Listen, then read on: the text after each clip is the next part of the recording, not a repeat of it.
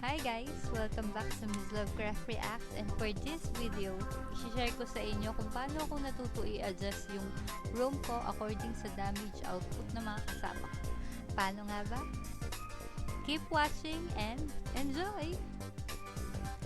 Hi guys! It's me, Ms. Lovecraft, and welcome to my channel. So ano nga ba yung dalawang damage output sa ML? Magic lang naman at saka physical. So, ang ginawa ko para pwede akong mag-adjust ng roamer ko, gumamit ako and nag-practice ako ng mga hero na pwedeng gawing roam sa dalawang damage output na yun. Kunyari, kailangan ng physical na roamer. Alam ko gamitin si Minotaur, Lolita, or mostly yung mga fighter before.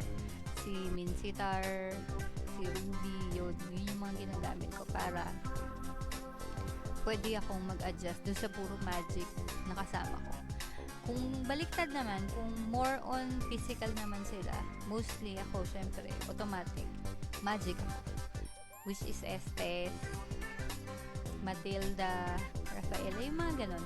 Kaya dapat, importante talaga, hindi lang isang hero yung alam nyong gamitin, guys.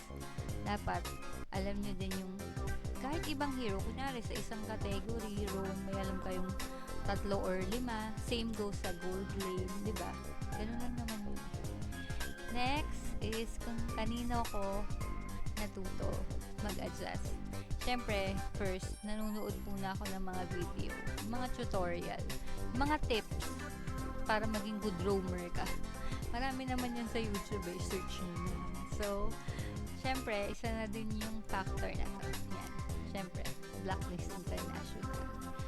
Blacklist talaga ako kasi alam naman natin andun si Oh My V. And si Oh My V is isa sa mga pinakamagaling na roamer, diba? Sa MPL, hindi lang international. Kaya siya yung idol ko. Kaya rin ako napunta sa side ng support heroes and rogues.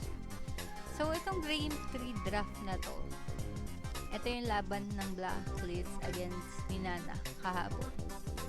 So, yung Game 3 draft nila, dito ko napatunayan na kailangan talaga is ma-even nyo yung damage. Kasi tingnan nyo to guys. Kaja Magic, alam naman natin.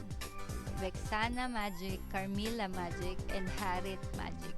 Pero, in-even out siya ng physical ni Benedetta. Kaya yun yung sinasabi ko na importante talaga alam natin yung mga damage output ng mga heroes natin para ma-even out naman natin yung damage output din ng team natin, diba? Kasi madali lang talaga i-counter pag puro magic kayo, pag puro physical kayo, diba? Madali lang i-counter ng items yan.